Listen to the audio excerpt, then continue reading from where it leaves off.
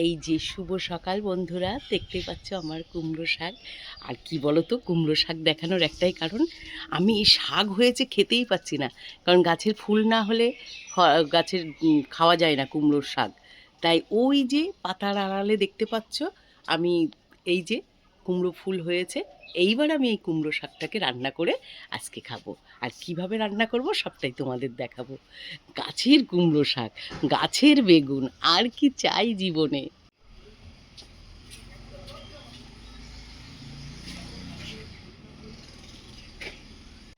কেটে দাও, বেশি লাগবে না আমাদের, বুঝেছো তো?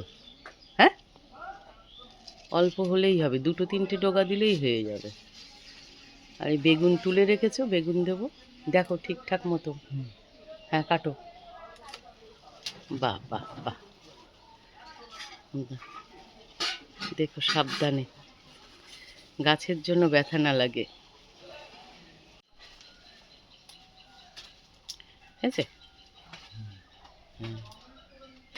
ব্যাস, এই দুটোতেই হয়ে যাবে। নাও, তোমার আমি চা করে দিই, আমি স্নানে যাব।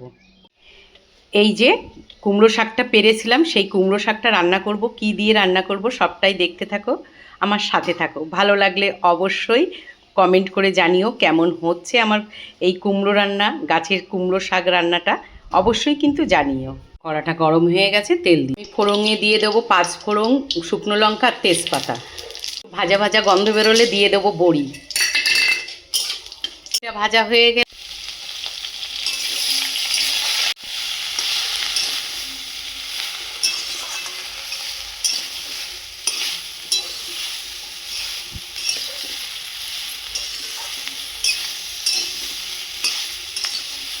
কিন্তু সিদ্ধ হওয়ার জন্য নুন হলুদের আগে একটু জল দিয়ে সিদ্ধ করে নেব। আর আমি এক সোমবারে রান্না করছি, তোমরা দেখে বলো কেমন হচ্ছে। জল দিয়ে ঢেকে দিয়েছিলাম, এবার তুলে দেখি। এই যে অনেকটা জল কমে গেছে। এবার আমি, ভাত হয়ে গেছে দিদি, ফ্যানটা ঢেকে রাখো। এবার আমি এর মধ্যে নুন হলুদ দিয়ে দেব। এটা সবটাই তোমাদের পরিমাণ মতো।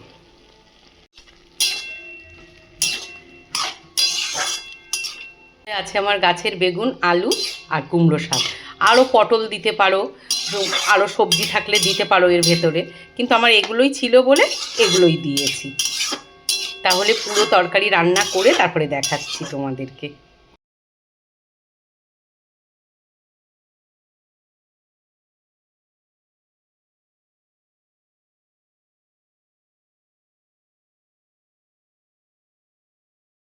চিনি দিয়ে আমার শাক হয়ে গেছে, নামিয়ে দিয়েছি, মানে গ্যাস বন্ধ করে দিয়েছি। তাহলে কেমন হলো অবশ্যই জানিও। শুভ দুপুর সবাইকে।